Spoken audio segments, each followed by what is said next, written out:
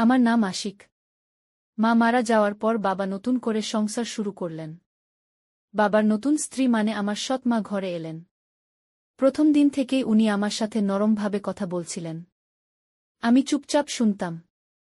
মনে মনে ভাবতাম নতুন কেউ ঘরে এসেছে, তার সাথে মানিয়ে নেওয়া কি এত সহজ হবে।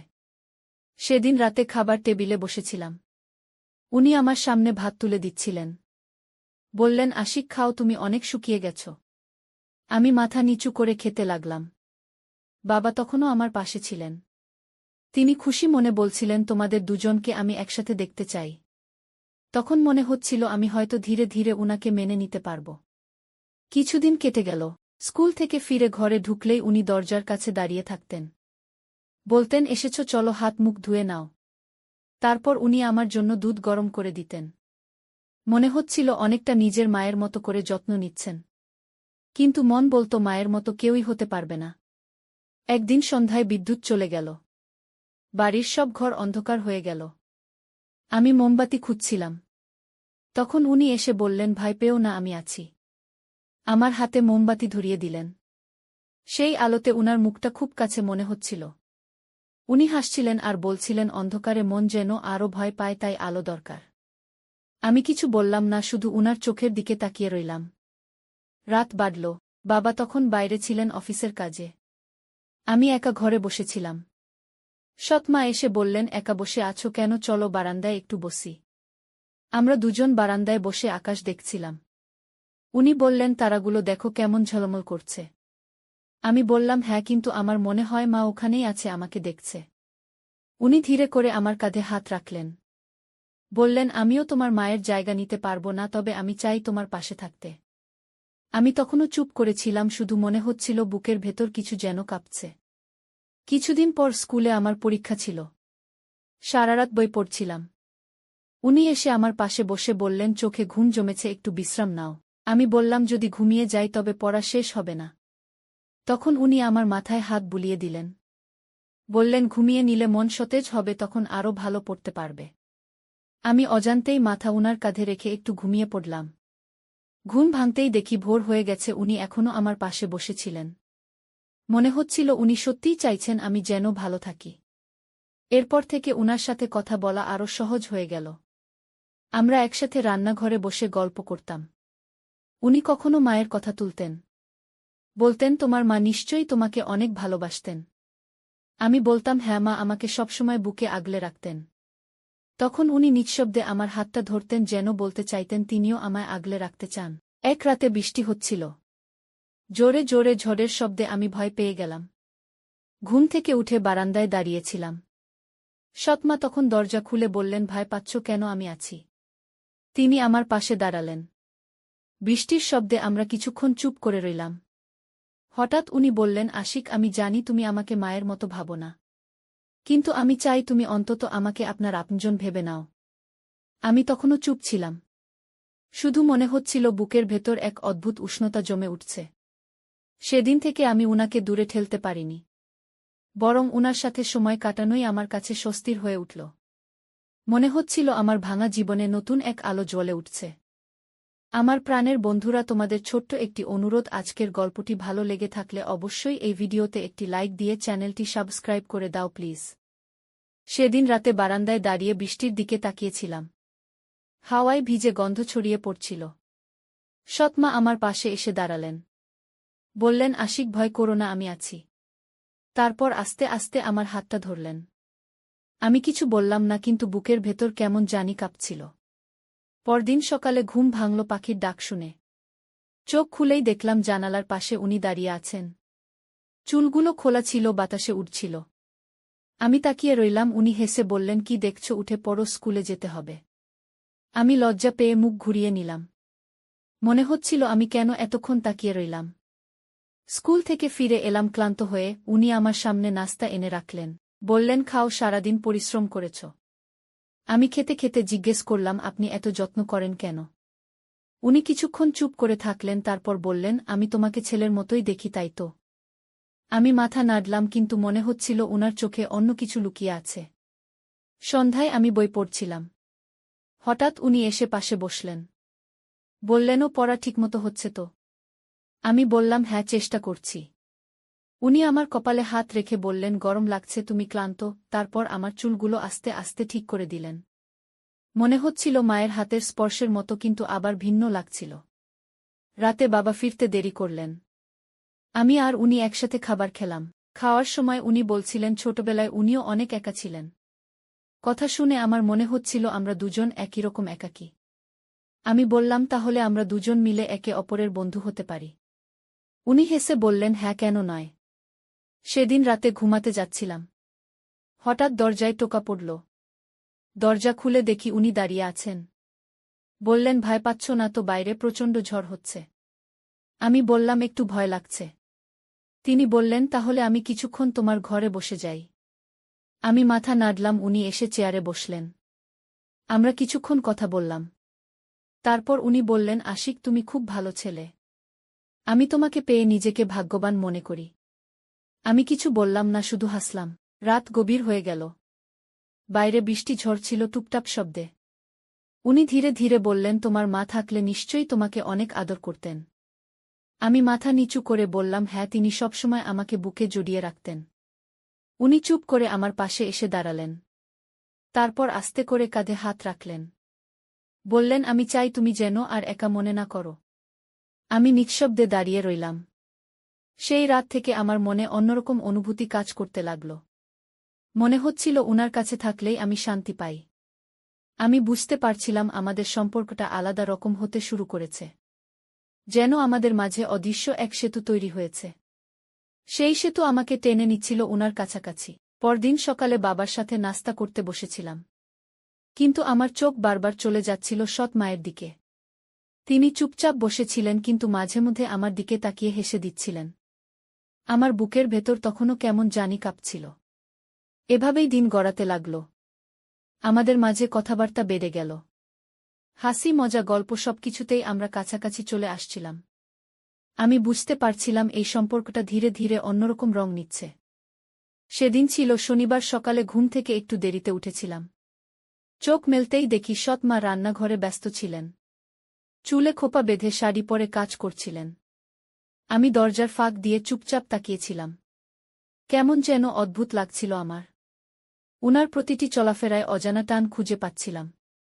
খাওয়ার টেবিলে বসে নাস্তা করছিলাম। উনি সামনে বসে বারবার বলছিলেন, আশিক, আরেকটু খাও। আমি বললাম, না, আর খাবো না। উনি হাসলেন, বললেন, এত শুকনো থাকলে চলবে কেমন করে। আমি মুখ ঘুরিয়ে নিলাম, কিন্তু মনে হচ্ছিল উনার প্রতিটি কথা আমার ভেতরে ঢুকে যাচ্ছে। বিকেলে আমি বারান্দায় বই পড়ছিলাম। হঠাৎ উনি এসে পাশে দাঁড়ালেন। বললেন, কি পড়ছ এত মন দিয়ে? আমি বই বন্ধ করে বললাম, গল্পের বই। তিনি হেসে বললেন, আমি ছোটবেলায়ও খুব গল্পের বই পড়তাম। আমি জিজ্ঞেস করলাম, কোন গল্পগুলো আপনার ভালো লাগত? তিনি বললেন, যেখানে ভালোবাসার কথা থাকত সেই গল্পগুলো আমার বেশি ভালো লাগত। আমি চুপ করে গেলাম, শুধু মনে হচ্ছিল কথাগুলো অন্যরকম ইশারা দিচ্ছে। সন্ধ্যায় বাড়িতে বিদ্যুৎ চলে গেল। আমি অন্ধকার ঘরে বসেছিলাম। তিনি হাতে প্রদীপ জ্বালিয়ে আমার ঘরে এলেন। বললেন, ভয় পেও না, আমি আছি। তারপর প্রদীপটা টেবিলে রেখে আমার পাশে বসলেন। আলোতে উনার মুখটা আরও সুন্দর লাগছিল। আমি কিছু বললাম না, শুধু তাকিয়েছিলাম। রাত বাড়ার সাথে সাথে বাইরে ঝড়ো হাওয়া বইতে লাগল। জানালা কাঁপছিল। আমি দরজা বন্ধ করতে যাচ্ছিলাম। তিনি আমার হাত ধরে বললেন, থাক, দরজা খোলা থাকুক, হাওয়া ঢুকতে দাও। আমি অবাক হয়ে তার দিকে তাকিয়েছিলাম। মনে হচ্ছিল আজ উনি যেন ভিন্ন রকম হয়ে উঠেছেন। তিনি ধীরে ধীরে বললেন, আশিক, তুমি কি কখনো ভেবেছ আমরা দুজন একসাথে কতটা একা? তুমি মাকে হারিয়েছ, আর আমি জীবনে অনেক কিছু হারিয়েছি। আমি তার দিকে তাকিয়েছিলাম, কথা বলতে পারছিলাম না। শুধু মনে হচ্ছিল বুকের ভেতর তীব্র কিছু অনুভূতি জমে উঠছে। তিনি হাত বাড়িয়ে আমার মাথায় হাত রাখলেন। বললেন, তুমি আমার কাছে খুব আপন হয়ে গেছ। আমি চোখ নামিয়ে নিলাম। মনে হচ্ছিল এই সম্পর্কটা আর শুধু সৎ মা আর ছেলের মধ্যে সীমাবদ্ধ থাকছে না। এটা ধীরে ধীরে অন্যরকম পথে চলে যাচ্ছে। পরদিন সকালে আমি যখন স্কুলে যাচ্ছিলাম, তিনি দরজায় দাঁড়িয়ে বললেন, সাবধানে যেও। আমি হেসে মাথা নাড়লাম। কিন্তু সারাদিন স্কুলে বসে মনে হচ্ছিল তার কথা বারবার কানে বাজছে। বিকেলে ফিরেই দেখলাম তিনি বারান্দায় বসেছিলেন। আমাকে দেখে হাসলেন, বললেন, এসেছ, খাও দাও করে নাও। আমি বললাম, না, এখন কিছু খাবো না। তিনি হেসে বললেন, ঠিক আছে, তবে আগে আমার সাথে একটু গল্প করো। আমরা দুজন বসে অনেকক্ষণ কথা বললাম। তিনি তার শৈশবের গল্প বললেন, আমি আমার ছোটবেলার কথা বললাম। কথার ফাঁকেই আমাদের মাঝে দূরত্বগুলো কমতে লাগল। রাত নামল, বাবা তখনও ফেরেনি। আমি একা বসে টিভি দেখছিলাম। তিনি এসে পাশে বসলেন। বললেনও, তুমি খুব চুপচাপ হয়ে যাচ্ছ। আমি বললাম, কি বলবো বুঝতে পারছি না। তিনি আমার দিকে তাকিয়ে হেসে বললেন, সব কথা বলার দরকার হয় না, কখনো কখনো চুপ থাকাতেই সব বোঝা যায়। আমি নিঃশব্দে মাথা নাড়লাম। মনে হচ্ছিল আমার প্রতিটি মুহূর্ত এখন তার সাথে জড়িয়ে যাচ্ছে। এভাবেই দিন গড়িয়ে চলল। আমাদের সম্পর্কটা ধীরে ধীরে গভীর হতে থাকল। আমি বুঝতে পারছিলাম এটা আর শুধু অভ্যাস নয়, এটা অন্য কিছু। এক অদৃশ্য টান আমাদের দুজনকে কাছাকাছি নিয়ে আসছিল। রাতের আকাশে চাঁদ উঠেছিল। আমি বারান্দায় দাঁড়িয়ে আকাশের দিকে তাকিয়েছিলাম। হাওয়া বইছিল, শীতল একটা অনুভূতি আসছিল। হঠাৎ পেছনে শব্দ পেলাম। ঘুরে দেখি সৎ মা আসছেন, হাতে এক গ্লাস দুধ। তিনি বললেন, সারাদিন স্কুল কলেজের পড়াশোনায় ক্লান্ত হয়ে যাচ্ছ, একটু দুধ খেয়ে নাও। আমি চুপ করে গ্লাসটা হাতে নিলাম। তিনি পাশে দাঁড়িয়েছিলেন। আমি এক চুমুক খেয়েই তাকে বললাম, আপনি অনেক যত্ন করেন। তিনি হেসে বললেন, যত্ন না করলে কার যত্ন করব বলো তো? মনে হচ্ছিল কথাগুলোর ভেতর লুকিয়ে আছে অন্যরকম কিছু। আমি তখন চুপ করেছিলাম। উনি আমার দিকে তাকিয়ে আবার বললেন, আশিক, তুমি আমার কাছে শুধু বাবার ছেলে নও, তুমি আমার নিজের মানুষের মতো হয়ে গেছ। তোমাকে ছাড়া এখন ঘর ফাঁকা লাগে। আমি কোনো উত্তর দিলাম না, শুধু উনার চোখের দিকে তাকিয়ে থাকলাম। মনে হচ্ছিল চোখে চোখ রেখে অনেক কিছু বলা হয়ে যাচ্ছে। সেদিন রাতে বাবার ফোন এলো। তিনি বললেন, বাইরে অফিসের কাজে থাকতে হবে কয়েকদিন। আমি আর সৎ মা একসাথে শুনছিলাম। ফোন রাখার পর আমি উনার দিকে তাকিয়ে বললাম, এখন বাড়িতে শুধু আমরা দুজন। তিনি মিষ্টি হেসে বললেন, ভয় পেও না, আমি তো আছি। আমি মাথা নাড়লাম, কিন্তু বুকের ভেতর অন্যরকম অনুভূতি কাজ করছিল। পরদিন সকালে ঘুম ভাঙল জানালার বাইরে আলো এসে। চোখ খুলেই দেখলাম উনি পর্দা সরাচ্ছিলেন। বললেন, ওঠো না, এত দেরি করলে স্কুল মিস হবে। আমি বললাম, আজ যেতে ইচ্ছে করছে না। তিনি বললেন, এমন করলে চলবে না, আমি তোমার পড়াশোনার দিকে খেয়াল রাখব। আমি উঠে পড়লাম, কিন্তু মনে হচ্ছিল তার কাছে থাকতে ইচ্ছে করছে। বিকেলে তিনি রান্নাঘরে রান্না করছিলেন। আমি চুপচাপ গিয়ে দরজার পাশে দাঁড়ালাম। তিনি ঘুরে বললেন, কি হলো, তুমি এখানে দাঁড়িয়ে আছো কেন? আমি বললাম, কিছু না, শুধু আপনাকে দেখছিলাম। তিনি হেসে বললেন, আহা, এত বড় ছেলে হয়ে গেছ, তবু এখনো এমন কথা বলো। আমি লজ্জা পেয়ে নিচে তাকালাম। রাতে আমরা একসাথে খেতে বসেছিলাম। খাওয়া শেষে তিনি বললেন, আশিক, একটু হাঁটতে যাবে আমার সাথে? আমি হ্যাঁ বললাম। আমরা দুজন বাড়ির উঠোনে হাঁটছিলাম। চারপাশ নিস্তব্ধ, শুধু ঝিনি পোকার ডাক। তিনি ধীরে ধীরে বললেন, তুমি কি আমাকে সত্যি মায়ের মতোই ভাবো? আমি থেমে গেলাম, উত্তর দিতে পারছিলাম না। তিনি আমার দিকে তাকিয়ে বললেন, চুপ করে আছো কেন? আমি ধীরে বললাম, আমি জানি না, আমি শুধু বুঝি আপনাকে ছাড়া এখন ঘরে কিছুই ভালো লাগে না। শুনে তিনি এক মুহূর্ত চুপ করে থাকলেন, তারপর মৃদু হেসে বললেন, আমিও তাই। সেই রাতে আমি ঘুমোতে পারিনি। বারবার মনে হচ্ছিল আমাদের সম্পর্কটা অন্যরকম হয়ে যাচ্ছে। আমি বুঝতে পারছিলাম এটা শুধু মা ছেলের সম্পর্ক নেই, এটা ধীরে ধীরে আরও গভীর হচ্ছে। কিন্তু তবুও একটা ভয় কাজ করছিল, যদি কেউ জেনে যায় তবে কি হবে। পরদিন বিকেলে বৃষ্টি এলো। বাড়ির চারপাশ ভিজে গেল। আমি বারান্দায় বসে বৃষ্টির দিকে তাকিয়েছিলামও। তিনি এসে আমার পাশে বসলেন। বললেনও, বৃষ্টির সময় মন বেশি একা লাগে না? আমি বললাম, হ্যাঁ, তবে আপনার সাথে থাকলে একা লাগে না। তিনি হেসে ধীরে ধীরে আমার হাতের উপর হাত রাখলেন। আমি কিছু বললাম না, শুধু বুকের ভেতর কাঁপছিল। রাত নেমে এলো, চারপাশে অন্ধকার। আমাদের ঘরের আলো নিভে গিয়েছিল। তিনি প্রদীপ জ্বালিয়ে আমার ঘরে এসে বললেন, আলোতে পড়াশোনা করো, চোখ নষ্ট হবে। আমি বই খুলে বসেছিলাম। তিনি পাশে বসে গল্প করতে লাগলেন। মাঝে মাঝে আমি তার দিকে তাকিয়ে থাকতাম। তিনি কিছু বলতেন না, শুধু মিষ্টি হাসতেন। মনে হচ্ছিল নিঃশব্দের ভেতরেও সব কথা বলা হয়ে যাচ্ছে। এভাবেই দিনগুলো কাটছিল। আমাদের মাঝে দূরত্ব ভেঙে যাচ্ছিল। আমি সেই রাতে ঘরে শুয়েছিলাম, কিন্তু ঘুম আসছিল না। বারবার মনে হচ্ছিল অর্পিতা পাশে থাকলে কেমন লাগত। তখন মনে হচ্ছিল আমার জীবনে অনেক শূন্যতা আছে, যা অর্পিতা ধীরে ধীরে পূরণ করে দিচ্ছিল। আমি জানতাম সমাজের চোখে এটা স্বাভাবিক নয়, কিন্তু মনকে থামানো যাচ্ছিল না। সকালে উঠেই আমি বাইরে গেলাম বাজারে জিনিসপত্র আনতে, কারণ অর্পিতা আগের দিন বলেছিল কিছু ফল আনতে। আমি ফিরতেই দেখলাম সে উঠোনে বসে কাপড় শুকাচ্ছিল, রোদে দাঁড়িয়ে তার চুল বাতাসে উড়ছিল। আমি তাকিয়েই রইলাম তার দিকে। সে হঠাৎ ঘুরে আমাকে দেখে হাসল, বলল, আশিক তুমি এত দেরি করলে কেন? আমি হেসে বললাম, তোমার পছন্দের ফল খুঁজতে গিয়েছিলাম। ওই মুহূর্তে তার চোখে যে কোমলতা আমি দেখেছিলাম সেটা আমাকে দুর্বল করে দিচ্ছিল। অর্পিতা কাছে এসে বলল, তুমি কত যত্নশীল আশিক। আমি তখনও কিছু বলতে পারছিলাম না, শুধু তাকিয়েছিলাম তার ঠোঁটের দিকে, যেন সব কথা সেখানে লুকানো আছে। বিকেলে আমি বারান্দায় বসেছিলাম বই হাতে, কিন্তু মনোযোগ কোথাও ছিল না। হঠাৎ অর্পিতা এসে বলল, আশিক এক কাপ চা খাবে? আমি হেসে মাথা নেড়েছিলাম। ও ভেতর থেকে চা নিয়ে এসে আমার পাশে বসে বলল, জানো আমি আগে কখনো এত নির্ভরতা পাইনি কারো থেকে। তোমাকে পাশে পেয়ে আমার মনে হয় আমি একা নই। তখন আমার বুক কেঁপে উঠল। আমি আস্তে করে বললাম, তুমি চাইলে আমি সবসময় পাশে থাকব। অর্পিতা তাকিয়ে রইল আমার চোখে কিছুক্ষণ, তারপর নিচে তাকিয়ে আস্তে হাসল, বলল, তোমার চোখে যা আছে আমি বুঝতে পারছি আশিক, কিন্তু আমি ভয় পাই সমাজ কি বলবে। আমি মাথা নেড়ে বললাম, সমাজের কথা ভাবলে কি মনকে থামানো যাবে? রাতে খাওয়া শেষ করে আমরা উঠোনে একটু হাঁটছিলাম, আকাশে চাঁদ উঠেছিল, চারপাশে নীরবতা। তখন অর্পিতা আস্তে বলল, আশিক তুমি কি জানো আমি কতদিন ধরে একাকিত্বে ভুগছিলাম? তোমাকে পেয়ে মনে হচ্ছে নতুন আলো জ্বলে উঠেছে। আমি তার হাতটা আস্তে ধরে বললাম, আমি চাই না তুমি আর একা থাকো। সে এক মুহূর্তে চুপ করে গেল, তারপর ধীরে ধীরে আমার কাঁধে মাথা রাখল। আমার বুকের ভেতর কেমন একটা অনুভূতি হচ্ছিল, তখন মনে হচ্ছিল সময় থেমে গেছে। আমি তার চুলে হাত বুলিয়ে দিলাম। সে শান্ত স্বরে বলল, আশিক যদি কখনো দূরে চলে যাও আমি ভেঙে যাব। আমি তাকে আশ্বাস দিয়ে বললাম, আমি কোথাও যাব না, আমি আছি শুধু তোমার জন্য। সেই রাতটা ছিল অন্যরকম, মনে হচ্ছিল আমরা দুজনেই একে অপরের জন্য তৈরি হয়েছি। হয়তো নাম ভিন্ন, সম্পর্ক ভিন্ন, কিন্তু হৃদয়ের টানটা ছিল সবচেয়ে সত্যি। আমরা দুজনেই সেই অনুভূতি বুঝতে পারছিলাম।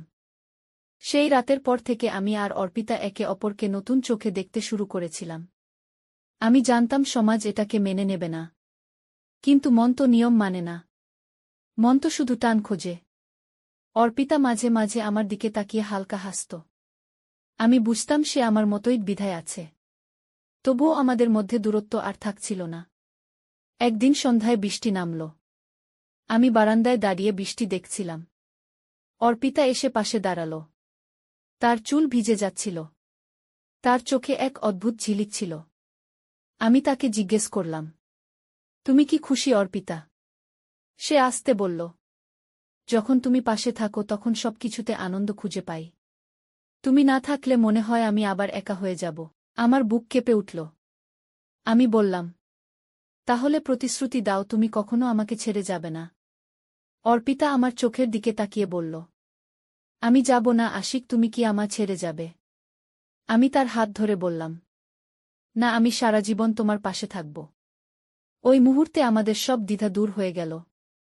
আমরা দুজনেই একে অপরের কাছে নিজেদের সমর্পণ করলাম। যে ভালোবাসা এতদিন বুকের ভেতর লুকিয়েছিল তা একসাথে ঝরে পড়ল।